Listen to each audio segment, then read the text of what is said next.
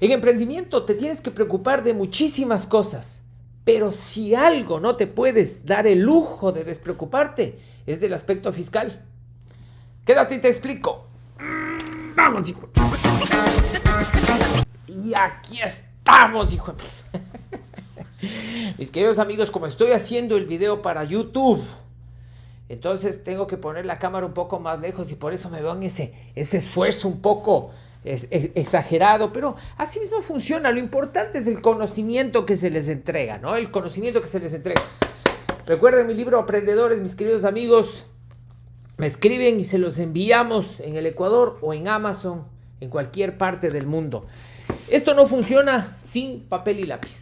Esto no funciona sin papel y lápiz. Necesito que vayan, pongan una pausa y vayan a ver. Luego después sí, Renzo, no, yo prefiero scrollear esto y ver videos de gente bailando, de niñas bailando, de yuchos bailando, porque la verdad, a mí esto no me interesa. Entonces no te interesa tu futuro. Entiendo que esto no es un show, pero entiendo que estas cosas tú las tienes que tomarlos muy en serio. Así es que te invito a que seas parte de ELA, a que seas parte de nuestro proyecto maravilloso, un proyecto de educación de primera orden. El tema fiscal es un tema que ustedes tienen que tomarlo muy en serio. Muchas veces nos despreocupamos y el día que tú fundas una compañía, fundas una empresa, ese día tú adquieres un nuevo socio. Es decir, en mi caso yo tengo a mi socio Juan Pablo y tengo otros socios como Jaime, ¿no es cierto? Como María Fernanda, como mi esposa, ¿no es cierto? Que me apoya. Pero yo tengo un socio indirecto que no trabaja, que no hace nada, que está de vago ahí, pero que todos los días llega a cobrar su chequecito. Y ese socio se llama Estado. Y básicamente lo que él quiere es que la parte fiscal se cumpla. Entonces tú tienes que trabajar puntualmente en el aspecto fiscal. Y en ese sentido, yo tengo en mi libro Aprendedores, ¿no? ¿Cuáles son los elementos fiscales que tú tienes que considerar? Y les voy a ir enseñando poco a poco, para que ustedes vayan anotando y diciendo, a ver, ¿lo he considerado o no lo he considerado? ¿Está tomado en cuenta o no está tomado en cuenta?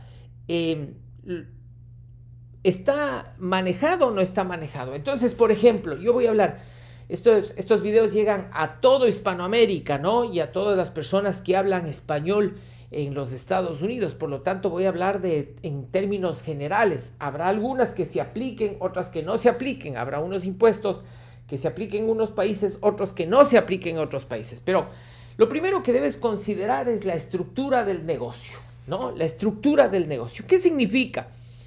Tienes que ver qué tipo de negocio vas a poner. Por ejemplo, va a ser una compañía de tipo jurídica o natural. Jurídica sería una empresa, llámese compañía limitada, llámese sociedad anónima, llámese LLC, llámese SAS. Cada país tiene sus tipos de compañías jurídicas, o puede ser una compañía de tipo natural, es decir, tú como persona natural. Hay algunas compañías en algunos países que son compañías de hecho o compañías de derecho. Entonces, lo primero que te tienes que preguntar es, a ver, ¿qué tipo de compañía soy yo? ¿No? Soy una compañía de hecho, una compañía de derecho, una compañía tipo natural, una compañía jurídica. Para partir de eso entender cuáles son las obligaciones fiscales que tú tienes con respecto a eso. El otro es, ¿cuál es el impacto fiscal que tiene cada una de las compañías? Por ejemplo, acá en los Estados Unidos hay las LLC, existen las S-Corp, las C-Corp, las corporaciones como tal, y debes tener claro cuáles son las implicaciones fiscales que tienes en cada una de ellas. En algunos países las compañías limitadas solo se manejan por socios, no por accionistas. En otras están las SAS, en donde no puedes tener capital privado, no puedes salir a hacerte una empresa pública, es decir, no puedo adquirir a través de acciones de la bolsa de valores.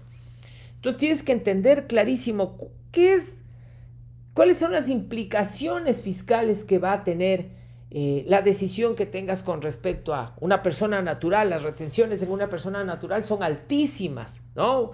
en una compañía limitada, en una compañía las retenciones son más bajas. Entonces todo eso tienes que tener clarísimo. Otro es la formalización. Necesitas tener en cuenta que una compañía necesita estar formalizada, ¿no es cierto? ¿Qué significa estar formalizada? Oye, ya que soy una compañía limitada, ¿existe un ente regulador al que yo le debo control, una superintendencia de compañías, una intendencia de compañías, un sistema gubernamental que administre estos sistemas de compañías? ¿Y qué tengo que hacer? ¿Qué debo declarar todos los años? Entonces, claro, como no tenemos claro, simplemente nosotros pensamos, oye, yo ya fundé una compañía limitada, ya tengo el nombramiento de gerente general, tengo las escrituras de constitución, pero después nos olvidamos de todo y resulta ser que todos los años has tenido que entregar información a la superintendencia de compañías y tú venías pagando al servicio de rentas internas o a la entidad de rentas de tu país, tú venías pagando mensualmente y anualmente y según tú estás perfecto. Pero resulta ser que tú debías presentar registros contables, registros empresariales a la superintendencia de compañías y después de 5 años coge la superintendencia de compañías y te declara que tienes que cerrar. ¿Pero por qué si yo sigo funcionando? Porque según la superintendencia de compañías tú no tienes actividades, pero yo estoy declarando impuestos, sí, pero una cosa es el ente de control tributario, otra cosa es el ente de control societario. Entonces, fíjate lo importante de entender estas cosas, porque bajo ese argumento, luego después, por ejemplo, habrá países en donde eres una persona natural, pero por cierto monto de facturación te exigirán que lleves contabilidad. Eso significa que necesitas entregar un tipo de documentos, pero en otros, por ciertos montos, no te van a exigir eso. Entonces, lo primero es la estructura legal del negocio, que tienes que considerar en términos legales. Lo segundo son las obligaciones fiscales básicas. Tú debes tener clarísimo, a ver, ¿cuáles? Yo mañana me voy a poner a vender hot dogs, ¿no? Yo mañana me voy a poner a vender tacos. Mañana me voy a poner a vender, no sé, tamales. Lo que tú decidas vender. Tienes que tener claro, oye, ¿cuáles son tus obligaciones fiscales básicas? ¿No es cierto? Entonces, oye, ¿qué tengo que hacer? ¿Tengo que inscribirme a algún ente de control como el IRS? ¿Algún ente de control como el SRI? ¿Como el sistema de recaudación de impuestos? Depende del país. O sea, ¿qué debo tener? Un número, como es, por ejemplo, el EIN en los Estados Unidos, o como es el RUC en algunos países, el Registro Único de Contribuyente. Es decir, ¿cuál es ese registro fiscal que necesitas tener? Hay países, por ejemplo, que son sistemas federales y necesitas un registro federal y un registro estatal. Entonces tú dices, no, pero es que yo ya tengo el registro federal. Sí, pero no tienes el del Estado. Entonces, frente al gobierno federal estás haciendo las cosas correctas, pero frente al gobierno federal, al estatal, no estás haciendo las cosas correctas. Entonces necesitas saber, por ejemplo, en mi país, Ecuador, tú tienes una compañía, pero resulta ser que en los municipios tienes que sacar una patente. Entonces todo eso debes tener clarísimo. ¿Cuáles son los impuestos principales, no es cierto?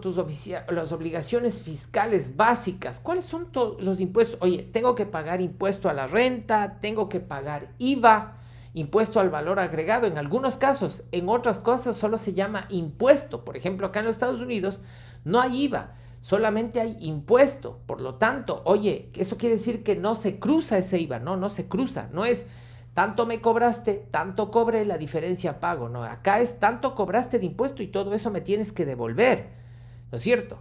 Entonces tienes que tener clarísimo cómo es el IVA. En México es del 15%, en Ecuador es del 15%, en Colombia es del 20 y pico por ciento. Es decir, fíjate que tú tienes ahí un empleado más que te está sacando un cheque mensual sin hacer nada. Tienes que ver cuáles son otros impuestos locales específicos, patentes, impuestos sobre activos, todo eso tienes que tenerlo clarísimo. Eso sí, pero eventualmente mi contador también lo tiene claro. Mi contador es una nave, mi contador es la máquina, el papá hijueputa de los contadores. Sí, señores, pero eso no quiere decir que lo sepa todo. Y si tú no lo supervisas, simplemente... Y luego después, si le estás pagando $10 al contador, no quieras un contador de mayor calidad, ¿no es cierto? Y luego después tienes que pensar si las declaraciones son... ¿cuál es la periodicidad de las declaraciones? ¿Van a ser mensuales? ¿Van a ser trimestrales? ¿Van a ser semestrales? ¿Van a ser anuales? ¿Cuál es el tipo de régimen que te obliga a ti a hacer estas declaraciones?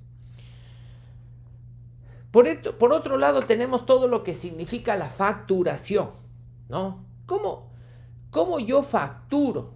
¿No? Por ejemplo, en Ecuador, para facturar, tú tienes que pedir un permiso, tú tienes que estar al día para que te den un permiso de impresión, ¿no es cierto?, para imprimir facturas, pero por otro lado, un permiso para que te den el permiso de facturas electrónicas.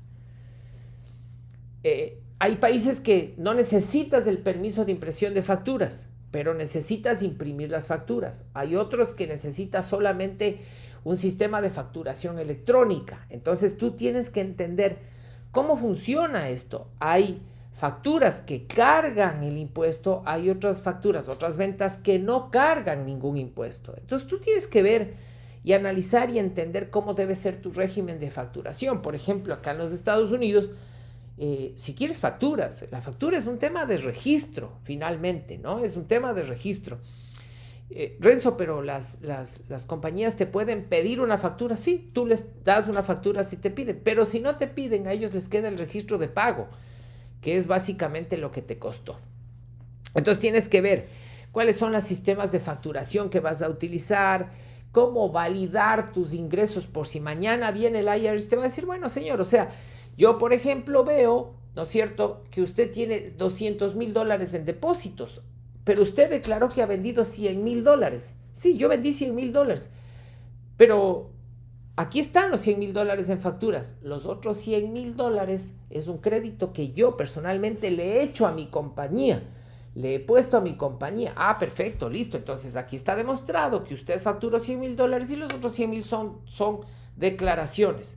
Si mañana te viene el IRS y te va a decir, bueno, muéstreme a quién facturó, tú vas a decir, bueno, sí, son estos 100,000, sí, pero muéstrame dónde está la facturación. Es decir, finalmente lo que terminas haciendo es facturando para evitarte ciertos problemas, pero también para llevar registros y manejar de forma diferente. Luego después tienes que trabajar mucho en entender las deducciones fiscales. Las deducciones fiscales hay una gran diferencia entre una deducción fiscal, ¿no?, y una evasión fiscal. Evadir es una estupidez, no tiene sentido coger y decirle, oye, muchas gracias, no te quiero pagar, y para eso trampeo. Tarde o temprano te van a coger, y si no te cogen, termina siendo un mal ciudadano, ¿no? Puede ser que tú incluso me plantees y me digas, Renzo, pero ¿de qué me sirve pagar impuestos si ellos igual se van a robar? El momento en que tú te quedas con los impuestos que no son tuyos, eres igual de ladrón que la compañía a la que estás acusando. Si están escuchando es porque mi amigo Lucas está que me molesta, que quiere entrar. Que quiere entrar, que quiere salir. Que quiere entrar, que quiere salir. Así es que van a tener que aguantarse un poquito. Recuerden mi libro Aprendedores, mis queridos amigos. Renzo, quiero tu libro porque veo que me falta mucho por aprender de emprendimiento, ¿no es cierto? Y después vengan a estudiar en ELA con nosotros. Entonces, ¿cuáles son estas deducciones fiscales, no es cierto? Que tienen que ver básicamente con la relación con el negocio. La renta de tu negocio, la nómina, los servicios, las depreciaciones. Muchas veces pagamos intereses al banco y no deducimos esos intereses. Pero yo saco un crédito al banco y le pago unos intereses al año para que el negocio opere. Esos intereses tienen que ser deducibles. Tengo activos que ni siquiera los deprecio, entonces no estoy deduciendo esos activos. Si yo estoy utilizando, por ejemplo, yo puedo decir, oye, mira, esta chaqueta que estoy puesta es básicamente para que mi negocio se mueva, porque si yo no me he visto medio simpático y hago unos videos turros, entonces nadie me va a comprar. Entonces eventualmente parte de no me voy a ir a comprar $1,000,000 en ropa, hijo de puta, pero sí una parte le puedo demostrar al fisco que efectivamente estoy utilizando eso. Luego después puedo deducir la gasolina del vehículo porque efectivamente me movilizo con el vehículo. Puedo deducir los gastos generados del vehículo porque efectivamente pasa eso. Puedo deducir muchas cosas, pero el tema es que tienes que estar enterado. Después debes entender que también para poder deducir en algunos países, no se trata de que sí, señor, lo que pasa es que el señor me cobró $5 o $20 o $100. ¿Y dónde está la factura que demuestre eso? Bueno, no sé. ¿Dónde está la salida de eso? Sí, lo que pasa es que yo recibí un dinero en efectivo, lo tenía en el bolsillo y directamente de mi bolsillo le pagué. Sí, pero no queda un registro. Entonces, si tú recibes dinero en efectivo, queda en tu bolsillo, y tú le pagas en efectivo a este cliente, él te tiene que dar una factura para decir, efectivamente, yo recibí $2,000 en efectivo y le pagué $1,000 en efectivo, y aquí está la factura de $1,000. Pero si no, debe quedar como en los Estados Unidos un registro de la salida a través de un cheque, a través de una transferencia o a través de un pago a través de tarjeta de crédito empresarial, ¿no es cierto? Entonces debe quedar ese registro. Es importantísimo porque en caso contrario no sirve de nada. Luego después otra cosa que debes entender es que, por ejemplo, una factura puede tener $1,000 y esos $1,000 ya están incluidos el impuesto. Digamos que el impuesto es $100. Entonces, claramente es una locura que tú restes $1,000. Tú tienes que restar $900 porque lo otro es impuesto. Entonces, tú no puedes restar impuesto sobre el impuesto. Entonces, tú restas tanto he vendido menos $900, no menos $1,000. Entonces, tienes que quitar los impuestos del valor de la factura para poder deducir. Luego después tienes que ver a ciertos requisitos que te decía, ¿no es cierto? La factura válida, el pago identificado, la relación con el negocio, tiene que estar relacionado con el negocio, ¿no es cierto? Porque si de repente tú coges un día la tarjeta del negocio y te vas un viernes para Miami o te vas un viernes para la playa y regresas un domingo y le cargas el hotel de esas vacaciones que te fuiste con tu familia y dices que fue por negocios, no está relacionado con el negocio. Por un lado le estás trampeando al sistema, pero por otro lado te estás trampeando tú mismo porque le estás haciendo pagar a tu negocio algo que deberías pagarlo tú a través de tu sueldo, ¿no es cierto? Y luego después debemos tener claro que existen topes para ciertas deducciones, ¿no? Yo no puedo coger y decir, bueno, Renzo, vamos, yo vendí $100,000 este año y $90,000 voy a deducir de capacitación. No, hay un límite, hay un tope de capacitación, hay un tope en mejoramiento de instalaciones, hay un tope en términos de vehículos. Siempre hay topes, los sistemas ponen topes, ¿no? Para que no pongas todo, sino llegas a un tope. Y dice, usted puede gastar en comida para reuniones de sus negocios no más allá del 1% de su facturación. Entonces, si yo facturé $1,000, yo puedo gastar máximo $10. Pero si facturé $1,000,000, puedo gastar $10,000. ¿No es cierto? Entonces, esas cosas tienes que tener clarísimo. Otro punto importante que debes considerar es el manejo de la nómina y de las retenciones, ¿no? Entonces, lo primero que debes tener claro en términos fiscales es los contratos laborales. Evítense conflictos, firmen los contratos, firmen lo correcto, firmen lo que es. Miren, les voy a contar una anécdota. Hace apenas un mes, Juan Pablo, que es ahora el gerente general de la compañía, de una de nuestras compañías, me llama y me dice asustado, me dice, Renzo, ¿se acuerda de esta chica? Sí. Nos puso un llamado con el Ministerio de Trabajo. Oye, ¿tenemos firmado contrato? Sí. ¿Hemos pagado al día todas las obligaciones laborales con el IES, con el Sistema de Seguridad Social? Sí. ¿Estamos al día con ellos? Sí. ¿La liquidación le estamos pagando como es? Sí. ¿Qué te tiene que preocupar? No, es que nos llamó, bueno, porque son gente mala, gente que actúa. La gente que actúa de esa forma es porque la gente piensa que ellos van a actuar, que la gente va a actuar como ellos actúan. No sé si me estoy haciendo entender. Es decir, esta mujer es una mujer perversa y piensa que todo el mundo actúa de forma perversa. Después, cuando fue Juan Pablo a la reunión, el ministro, el secretario, el comisario, el delegado le dijo, bueno, a ver, déjeme ver, contrato está firmado, están pagados todas las de ley, estamos todo al día, ¿qué hacemos sentados acá? No, es que por si acaso, ¿qué? Si todavía ni siquiera tenía que pagarle, todavía hay que pagar en 15 días más. Entonces, no haga perder el tiempo, ¿se dan cuenta? Entonces, fíjense ustedes cómo funciona este tema. Los contratos laborales son fundamentales. Por otro lado, tenemos las retenciones de impuestos. Tú tienes que saber si debes o no debes retener, cuánto debes retener. Y una vez retenido, ese dinero no es tuyo, no es cruzable. Mucha gente dice, oye, yo retuve $1,000 a un cliente, ¿no? A $1,000 a un proveedor, y a mí me retuvieron 10,000, por lo tanto, entonces solo tengo que ya no tengo que devolver porque estoy recuperando esos 1,000. No, olvídate.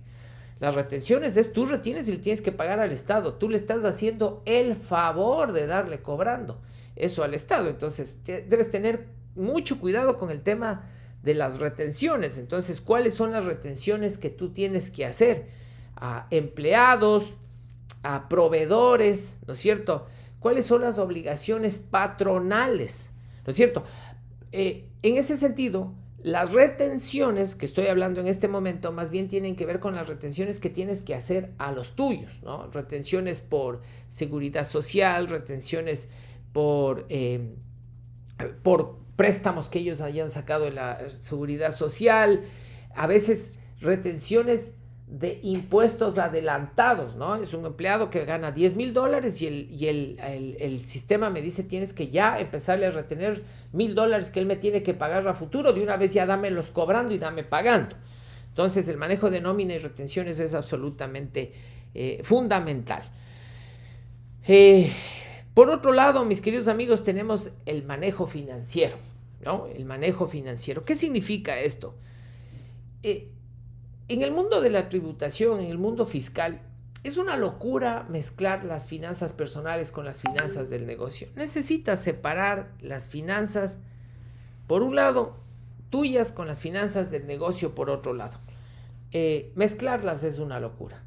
Entonces, no mezcles. Entonces, vengo comiéndome y pegándome los tragos, gastándome $500 en tragos, que la empresa me pague.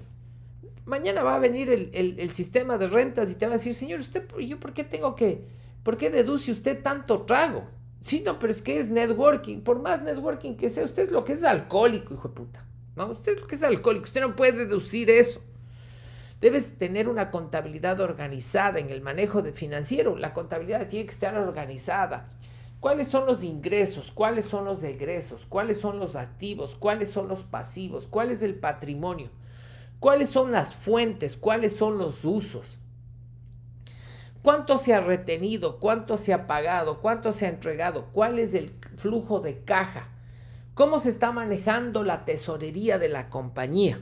¿No es cierto? ¿Cómo se está controlando el flujo de efectivo para saber que estoy recibiendo mis cobros a tiempo, pero que también estoy pagando a tiempo? Entonces, entender ese tipo de cosas son importantísimas.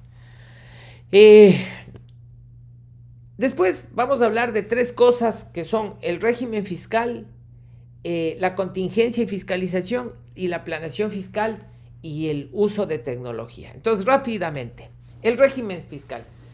Hay sistemas como el americano que te permiten escoger el régimen fiscal, ¿no es cierto? O como en Ecuador, yo quiero un régimen simplificado de confianza, o un régimen general, o un régimen fiscal, o un régimen por actividad, o quiero un régimen artesanal. Tú tienes que aprender a escoger correctamente eso. Entonces, por ejemplo, puede ser que el régimen artesanal te diga, señor, usted no cobra impuesto. Te vuelves barato, perfecto.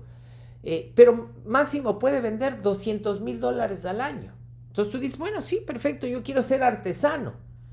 Pero eso quiere decir que tú tienes un techo. Si tú haces $201,000, entonces ya te va a tocar irte para atrás y pagar todo lo que tengas que pagar, porque tú no puedes pasarte de $200,000. Entonces tienes que escoger correctamente el régimen con el que quieres trabajar. Hay que tener cuidado en eso. Todo esto tú lo vas a encontrar en el libro En Aprendedores. y vas a aprender con nosotros en ELA, en todos nuestros programas. Pero nosotros no solo estamos en emprendimiento, nosotros estamos en el área legal, en el área de la data science, de la transformación, de la inteligencia artificial, en el lado fiscal, en todos, absolutamente todos. Luego después tienes que revisar beneficios, ¿no es cierto? ¿Cuáles son los beneficios que tienes en términos de régimen fiscal? Tienes que entender que vas a tener contingencias y fiscalizaciones. ¿En qué monto tienes que presentar auditorías? ¿Cuánto de ventas? ¿Cuánto de ganancia? ¿Qué documentos debes guardar? ¿Cuánto tiempo debes guardar esa documentación? Debes tener claro que si te atrasas o no cumples con la ley vas a tener multas y sanciones. Por otro lado, necesitas hacer planeación fiscal. Si ya eres una persona que estás vendiendo $1.300.000, entiende que no todo lo que entra a la caja va a ser tuyo. Una parte es del fisco, por lo tanto tienes que provisionar esos pagos. Tienes que entender que la tesorería debe estar lista para poder pagar eso, ¿no es cierto? Necesitas asesoría profesional, necesitas hacer una proyección anual en términos fiscales. Tienes que usar tecnología, automatiza lo más que puedas, ¿no es cierto? Esta tecnología te va a permitir registrar, emitir facturas, calcular impuestos, realizar declaraciones, te va a permitir ejecutar retenciones. Entonces la tecnología te ayuda muchísimo. Confía en la tecnología. La inclusión de la tecnología dentro de las compañías es fundamental, porque caso contrario no vas a ir a ningún lado. Por otro lado, tienes la educación financiera. Mis queridos amigos, capacitarte, conocer sobre los cambios básicos de impuestos.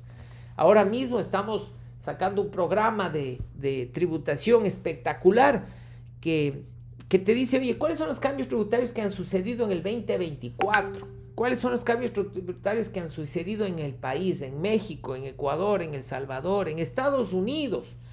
¿No?